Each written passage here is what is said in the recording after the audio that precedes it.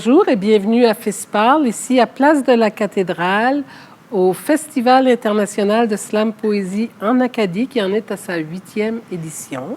Puis je reçois en studio notre invité d'honneur, Sébastien Gaillard, dit Céréane, qui connaît bien le festival, pour y avoir travaillé un peu, mais aussi pour avoir déclamé, entre autres, depuis quelques jours, depuis ton arrivée ici. Parle-nous un peu de ton expérience de revoir le festival comme ça, d'une année à l'autre. Oh ben c'est fantastique, tout d'abord, de revoir toute l'équipe du FISPA au grand complet. Et puis, chaque année, il y a toujours également de nouveaux artistes. Alors, c'est ce qui est passionnant. Et puis, je crois que c'est ma 3e participation au FISPA. Et ce qui est fantastique, c'est qu'on arrive et puis eh bien, on embarque directement dans la programmation. On a déjà slamé au marché, on a slamé à l'université de Moncton, au bar Le Coude. Après, hier soir, on a eu une longue soirée avec le cabaret Coquin. Qui en a valu... C'était assez fantastique. Et puis, une série de slams échangistes. Ça, je trouve ça très intéressant. Et puis aujourd'hui, ça repart bien sûr avec des ateliers, il y a encore des rencontres. Alors ce sont des journées intenses, très chargées, conviviales. Et puis c'est intéressant d'entendre d'autres pratiques de collègues, je veux dire, sur d'autres continents. C'est la chance qu'on a, selon moi, à Moncton, parce que c'est un festival unique. Oui. Dans le sens, selon moi, je définis ça comme une grande résidence de slam. Bien sûr, il y a une dimension sportive et compétitive, comme dans toutes les grandes rencontres de slam. Et cependant, il y a une partie de formation, parce qu'on a la chance de côtoyer des collègues qui nous offrent des ateliers. Alors ça veut dire qu'on approfondit notre pratique, et puis souvent, tous les artistes qui sont là donnent des ateliers en plus dans leur pays ou leur région respective. Oui, alors, ce sont en fait les champions nationaux pour la plupart. Oui, très souvent. Ou des gens qui ont passé par de grandes compétitions. Je pense à Robin. À Robin, bien sûr. Et puis, il y a beaucoup je dirais, de stars. Hein. Oui. Des stars, mais des stars qui brillent pour tout le monde. Eh bien, je dirais, c'est pour ça qu'on aime le slam et la poésie tous les deux. C'est parce qu'on peut faire des grandes choses, et puis en toute humilité aussi. Parce que c'est vrai, il y a des gens qui ont des sacrés palmarès ici, mais tout le monde est accessible, et puis tout le monde est humble, et aussi prêt à partager des pratiques ou des techniques. Oui, même nous, on prend les conseils des gens qui ont un grand vécu, mais qui ont fréquenté notre festival, mais on prend aussi des conseils des gens qui participent, comme je pense à ces dames qui étaient là hier. Oui, Odette et Angèle, elles étaient là à 9h du matin à l'université. Elles ne veulent rien manquer. Et puis... elles avaient annoncé qu'elles reviendraient le soir, elles sont revenues, elles ont écrit, elles ont interprété. Et donc, je pense que la voie est toute tracée. C'est un travail de titan et de fourmi en même temps. Oui. Et une fois que, je vais dire, le grand public a goûté au slam, eh bien, c'est comme, c'est ça, on veut poursuivre, et puis on veut toujours se perfectionner, et on en veut plus. Alors, donc, c'est une résidence, une grande résidence, le festival, mais c'est en même temps aussi un laboratoire. Moi, j'ai expérimenté des choses des années ici. Il y a des choses qui se créent ici, puis après, il n'y a pas de suite. Ça peut être éphémère, créé ici, présenté au public. Mais après, je suis en contact avec des collègues, et puis on a pu faire tisser des liens entre Nouveau-Brunswick et Manitoba, entre Québec et Manitoba. Et on espère faire connaître le Manitoba. Entre l'Acadie et l'Europe, entre l'Acadie et l'Afrique.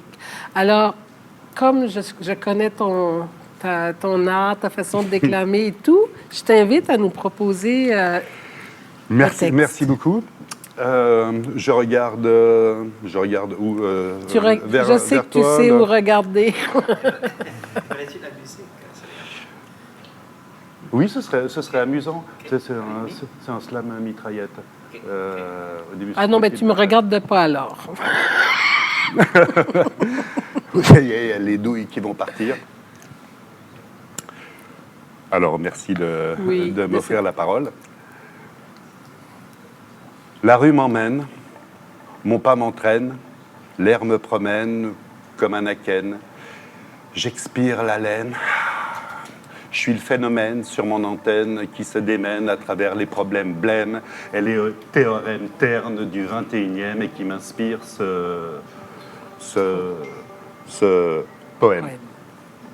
J'ai pas d'emblème à l'épiderme, je fais pas carême ni mi-carême, je jeûne quand même, je double crème, je double scotch en ice ou pas, je double dose en double pause et double grille en double fil. Oui, je blasphème sans aucune gêne. Bordel. J'entraîne mes chaînes, je me démène, visant au cœur pour accorder à l'air du temps mon air hilar. Je m'amène à l'heure ou à l'orée, à l'arrêt des rires, entre l'aura des rares, l'horreur des raies et la reine des reines, où la mienne règne sur son trône orné de rayonnantes arabesques arbis qui donnent des alibis au poème. Je roule pas en BM, ni en GM, je suis pas SM, je veux des câlins. Je tente le grand chelem, numéro 1, moitié fond de cours, moitié vestiaire. Si je veux gagner la cup, il va falloir que je m'en occupe dès demain matin. Je peux dire amen à mon chien qui m'aime quand il court derrière son rond item que j'ai lancé loin à grand-peine. Un item, 2 items, si le 3e item, tant qu'il m'aime, moi de même, et qu'il se gobe comme un M, il collera au poème. Je suis débordé comme un haut four et au moulin, je suis un haut farce et au moulin. J'ai l'ADN qui part en graine et mon destin qui moue son grain. Je suis sans gêne, je suis vite chez moi, j'ai des bons gènes qui bossent pour moi. Je pète le feu, bon Dieu, comme dit mon oncle Eugène. Je porte pas de gaine, je rentre l'abdomen. Je porte à porte aux portes de la perception. Excusez-moi, je cherche une messe tendre, une messe câline et taquine qui me montre les couleurs du poème. Et pour finir mon requiem, sans orchestre, mes accords de vocal, d'accords vocaux qui vont vomo et pas volo, vous l'aurez pas volé. D'escortes vocales qui tapent, battent et percutent comme une batterie qui donne le beat et soudain ta bite. Et là, vite, tu largues ta bite d'amarrage et tu troques ton tas d'abattis d'habitude contre un tangage sur la marée bavarde. De cordes vocales qui malaxent, qui flottent, qui fleurissent dans l'air et s'infiltrent dans les conduits auditifs, d'auditeurs attentifs et hâtifs à Louis Fine, telle la fuite en aubaine, prête à fuir le domaine en apportant le poème. Je dégaine mon posca post-apocalyptique de service et j'imbrique après brique en un bricolage d'apothicaire appliqué mes acrobaties verbalistiques. À travers l'alambic de mes visions distillées, les images germent en plein 21e et je les parsème, comme au 20e, dans des sillons fertiles qui m'entraînent à petits bonds dociles au bout de mes poèmes. Aslam! Slam. Merci beaucoup. Merci.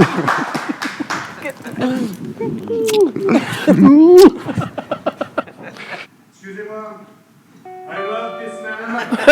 And I kiss this man. Merci Moncton, merci les amis. Mais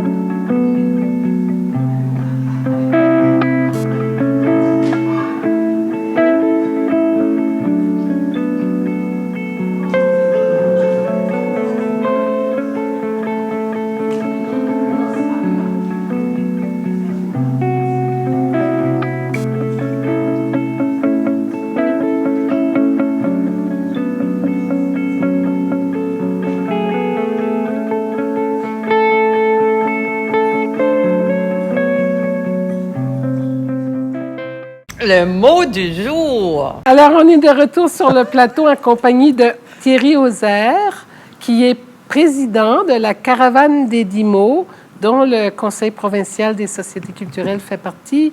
Thierry, bonjour. Bonjour. Alors, quel sentiment tu as ce matin au lendemain d'avoir reçu pour la première fois, en fait, en fait, tu fais maintenant partie de l'ordre de la petite palourde légère. Tu as oublié de la porter, d'ailleurs?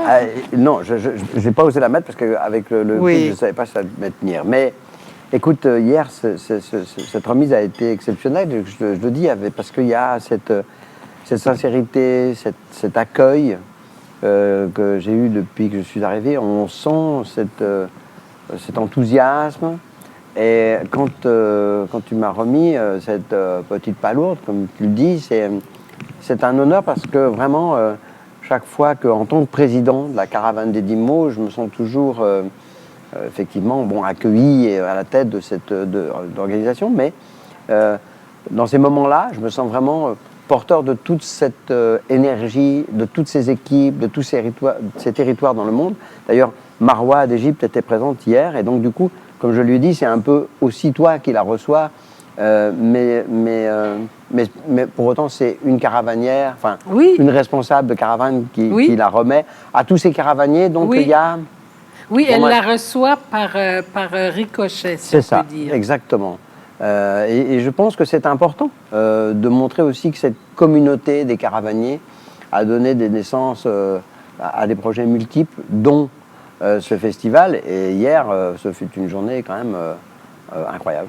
Voilà, Oui. tout simplement. Puis en fait, c'est ça, c'est que le travail de la Caravane des 10 mots, chaque pays ou chaque région, dans le cas du Canada, chaque province a sa formule. C'est ça. Dans le cas d'ici, au Nouveau-Brunswick, on fait un parcours dans les écoles. Quand l'artiste, on ne l'impose pas, mais on souhaite toujours que l'artiste qu'on choisit pour les mots qui tournent intègre les 10 mots dans son animation. Mais précisément, ce qu'on fait, là, je t'explique parce que tu vas le voir quand tu vas revoir les émissions, c'est que on le fait à l'écran, comme ça. Alors, on annonce le mot du jour. Oui. Maintenant, c'est toi qui vas annoncer le mot du jour. Alors, c'est butiner, c'est ça? Butiner, le deuxième mot. Hier, on oui. avait biome. Là, on continue dans les B, c'est butiner. Moi, j'aime toujours l'ordre. Donc, butiner par ordre alphabétique. Puis, butiner, qu'est-ce que ça évoque pour toi? Toi qui découvres un pays, Eh bien, l'Acadie. Butiner, c'est comment dire, c'est se nourrir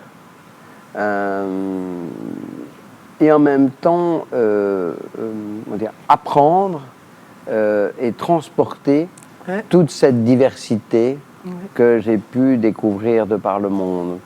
Ce matin, hier soir, on s'est couché un peu tard après cette soirée particulière. Oui. Où justement nous aurions pu aller jusqu'à butiner. Oui. Et puis ce matin, je me suis levé assez tôt et je suis allé découvrir Moncton, les rues, les habitants. Et donc du coup, ça donne de l'inspiration, de la force, de l'énergie. Ce qui fait que là, j'espère faire un beau compte-rendu en revenant à Lyon pour renvoyer ça à tous les caravaniers du monde entier en disant, voilà, allez découvrir ce qui se fait au FISPA à Moncton avec cette équipe, avec toutes ces personnes, tous ces slameurs qui, à chaque fois, hier, ont aussi donné cette couleur de cette diversité. Donc, butiner, c'est être capable de recevoir, de prendre et de s'en nourrir. Oui. Hein, quand on butine comme ça, voilà, on transforme. On va chercher et on transforme. Oui. Voilà, donc c'est beau, c'est un très beau terme. Alors, puis cette année, le thème, c'est Dis-moi 10 mots pour la planète. Oui. Donc, dis-moi 10 mots. Tu sais, c'est exactement. On construit le sens à partir de l'expérience. C'est ça. Sur le moment, qu'on vit sur le moment dans un cadre. Oui, parce que justement, hier, on a entendu. Parce qu'il y a l'esprit de la caravane des 10 mots derrière. C'est ça. Et dis-moi 10 mots pour la planète, enfin, on en entend parler depuis quand même pas mal d'années maintenant de cette planète, qu'on met en danger, etc. Pour autant, je veux dire, le monde ne change pas beaucoup. On voit bien le nombre On continue de voyager. On continue de voyager, les guerres sont de plus en plus conséquentes ces dernières années, les multinationales grossissent de plus en plus, les mégaoctets avec nos appareils numériques dépensent une énergie folle, alors qu'on demande, nous, en tant que simples citoyens, de faire d'énormes efforts. Hier, on entendait parler des slammers sur la forêt. Il y a eu un très beau truc sur la forêt hier. Et MC June. Je l'ai dit à plusieurs reprises dans ce moment de propos, de dire que les artistes, quoi qu'on puisse me dire, quelle que soit leur discipline, nourrissent, je pense, pour que l'ensemble des citoyens puissent butiner justement l'avenir de notre monde, Oui. le miroir. Oui. Henri Laborie disait « on vit dans le miroir des autres ». Je pense que regardons-nous un peu justement dans le regard des autres sur cette planète et essayons de trouver un consensus qui nous permette d'arrêter d'être dans l'excès de tout. L'excès de dire la Terre va s'arrêter demain matin, mais en même temps on continue dans des excès extraordinaires. Il faut sauver la planète, mais en même temps on ne fait rien pour ça. Et cette rencontre-là, c'est aussi, je l'entendais hier, c'est cette vivacité du dialogue de la francophonie avec le reste du monde. C'est tellement important pour nous, peuple avec une histoire incroyable, mais qui est pas défini géographiquement, mais qui a un destin, puis qui a une force, une vigueur, qui s'exprime par la langue, parce qu'on parle encore français. T'imagines, dans une marée, dans un océan d'anglophonie. Je l'ai entendu ce matin en marchant. Oui, la langue. Et ce matin, je me disais, par rapport à ce que nous avons vécu hier, pourquoi mon pays, la France, a ce regard un peu, entre guillemets, condescendant sur toutes ces poches de locuteurs de français dans le monde. Comme si, ce matin, je me suis ressenti ressourcé, moi, c'est tout l'inverse. Oui. Je me dis, ouvrez-vous à ce que pourrait être notre avenir. Et je me disais, et si demain, en France, je ressentais la même chose que j'ai ressenti ce matin, c'est-à-dire une petite poche de population de francophones au milieu d'une anglophonie rampante, délirante, du tout facile. Voilà. Donc c'est un peu butiné aussi, ça, c'est de se dire... Oui. Alors, et si ce que j'ai vécu ce matin... À la boulangerie? Tu parles de la boulangerie ou dans la rue? Non, dans la rue, oui. mais dans la boulangerie, j'ai vu, c'était marqué Copain, ça s'appelle Copain. Oui. Alors les gens m'ont accueilli en disant « Ah, vous êtes français, vous êtes d'où ?» Alors je lui ai dit « Je suis de Lyon. » Le temple de la gastronomie. Et puis en même temps, j'entendais les gens parler anglais, oui. etc. Oui, il y a cette espèce de, voilà, d'enchevêtrement culturel et linguistique. Et je me dis, voilà, on doit, nous, dans notre pays, en tout cas, je parle de l'Hexagone, je ne parle pas des territoires d'outre-mer où là, la pluralité linguistique est omniprésente, y compris le multilinguisme sur le territoire. Mais sur l'Hexagone, on a encore cette problématique, y compris dans les responsables politiques, d'à la fois de cette sacralisation de la langue française, etc., mais de son empêchement de trouver un second souffle, je dirais, du siècle. Hein. Oui.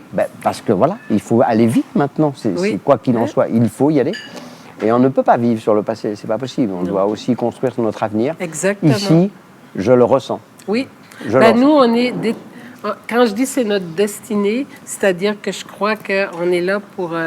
on veut rester, mais il faut être rapide à trouver les solutions. Puis les solutions ne viennent pas nécessairement d'ailleurs, elles sont aussi ici. Alors on a des mécanismes qui nous permettent d'espérer ça. Alors moi, je suis juste contente de vivre cette époque. Écoute, en tout cas, moi, je te remercie beaucoup et je remercie toute ton équipe, cet accueil. C'est moi qui te remercie aussi. Je suis très, très heureux. Ça fait plusieurs fois que j'avais cette aspiration à venir. Oui, ça n'a jamais été rappelle. possible. Là, il y avait le sommet de la francophonie en France, mais je me dis que je la respire mieux. Oui. Elle est plus limpide, elle est plus claire, elle est plus bénéfique à mon organisme ici, de ce que j'ai pu ressentir dans ce sommet, avec une forme de gêne. J'ai envie de dire, parce que c'est vrai qu'on sent qu'il y a une gêne dans cette francophonie, entre guillemets, dite officielle. où ce que nous vivons, nous, en tant que citoyens, n'a pas de place. Oui. On le voit bien. Et c'est dommage. La société civile est l'avenir de la francophonie. Exactement. Le jour où il n'y a plus de locuteurs de français dans Et le puis, monde... ça prend des organismes vivants, vibrants, pour faire embarquer cette société civile-là dans le projet de francophonie. Avec tous les risques que ça comporte. Puis les risques nous font avancer. C'est Alors, ça. merci beaucoup, Thierry, pour... les linguistes atterrés, le français va très bien, merci. Texte que tu as proposé à la Biennale des langues. À la Biennale des langues qu'on a fait Alors, pour la... une petite minute pour nous parler de la Biennale des langues où j'ai eu la chance de participer à la 2e édition. C'est ça. Eh bien, écoute, la Biennale des langues, c'est 18 ans d'expérience à travers cette francophonie. Et je me suis dit, comment faire partager toute cette chance de rencontrer d'autant de cultures, autant de langues, etc. Et donc, du coup, on a créé une manifestation. On avait fait 4 jours, 6 jours, la 2e édition, sur des rencontres en plein air, des dialogues avec des linguistes, des scientifiques, des chercheurs, des artistes, des citoyens, sur comprendre pourquoi il y a une diversité culturelle et linguistique dans ce monde, tout l'intérêt que ça a pour nous d'en prendre soin. Il y avait Jean-Yves Loud qui était venu parler de la langue kalash, cette langue qui va bientôt disparaître, mais c'est fantastique, il raconte ces histoires qui sont vraiment touchantes. Les Kabyles aussi. Les Kabyles, il y avait 137 langues ont été parlées. On est en train de préparer 2026. Déjà? Et puis, pourquoi pas une biennale de langue ici, au Nouveau-Brunswick, bientôt. Ouvert, c'est sûr. Voilà, moi, si on peut vous accompagner là-dessus, ça serait avec un immense plaisir. L'UNESCO est prête à soutenir ce genre d'initiative. Allons-y, soyons fous. Alors, ici, l'ouverture. Merci d'être venu. Merci beaucoup, Thierry. C'est formidable. Au revoir. Au revoir.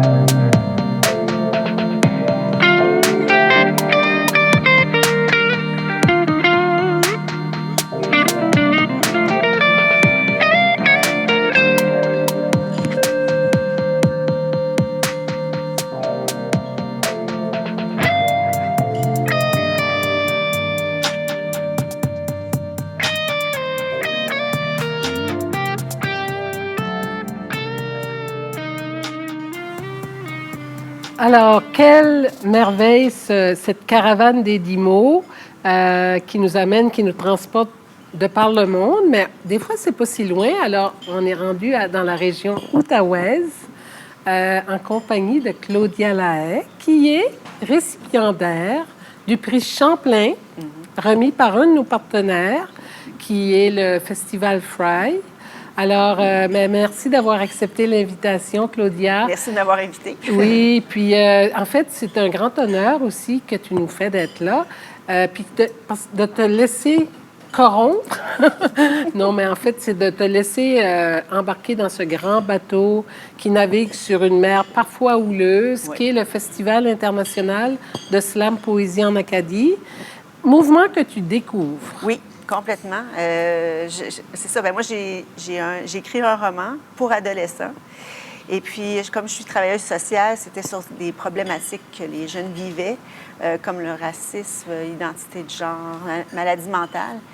Mais je cherchais un thème qui unirait tous mes personnages, puis quelque chose qui serait accrocheur pour les jeunes. Puis, j'ai pensé à faire du slam. Alors, dans mon livre, qui s'appelle « Les voix du slam », il y a du slam qui est un peu en filigrane de tout ce qui se passe. Et ça se termine justement, le livre, avec un concours international de slam où les ados participent. Mais ce n'est pas moi qui ai écrit les slams. Non, ce sont les élèves. Oui, ce sont des vrais ados. Et puis, je suis tellement contente de cette expérience-là parce que personnellement, je travaille avec des ados. Et puis là, je trouvais que ça faisait vraiment un livre qui était crédible parce que ça venait vraiment d'eux. Alors, oui, c'est ça. Puis là, d'être ici, d'avoir des vrais slammeurs, je suis. Alors, je tu suis sais que impressionnée. nous, ces vrais slammeurs, on les place parfois en situation d'inconfort parce qu'il y en a qui sont habitués de slammer, par exemple, avec des personnes âgées, des immigrants, des prisonniers, mais on les envoie dans des classes dites normales. Alors, c'est arrivé là, dans cette édition-ci du festival, puis les personnes s'en trouvent grandies. Oui. Comme quoi, des fois, tu sais, ce festival, il bouscule. On est toujours un peu fébrile et tout ça, parce qu'on est toujours de dernière minute, comme on dit. Mais en fait, non. Ça fait partie de moi. On m'a dit, si tu veux apprendre à nager, il faut que tu plonges. Puis c'est ce que tu as fait, toi. Oui. Alors, merci d'avoir accepté cette invitation-là. Puis juste peut-être répéter le titre. Les voix du slam. Aux VOIES. Oui. Oui. Puis les voix, parce que c'est vraiment ce qu'on peut choisir, une voix à emprunter. Oui, exactement. C'est aux éditions David, Oui, à Ottawa. qui sont membres du RFC, RFC. Alors, on en profite pour saluer Piedad Saez, qui est la directrice générale, parce que moi, le RFC appartient au même réseau national qu'est la Fédération culturelle canadienne-française, OK. qui nous a d'ailleurs fourni 2 programmes pour envoyer des gens comme toi dans les écoles, le programme Passepart, le programme Immersar. Et on remercie vraiment la FCCF qui nous aide à financer notamment les honoraires d'artistes qui s'en vont dans les écoles. Alors, on va terminer en beauté en musique, comme habituellement. Puis, on souhaite que tu reviennes avec des slams la Ça serait prochaine bien, fois. ça serait bien. Merci beaucoup, Claudia. Merci.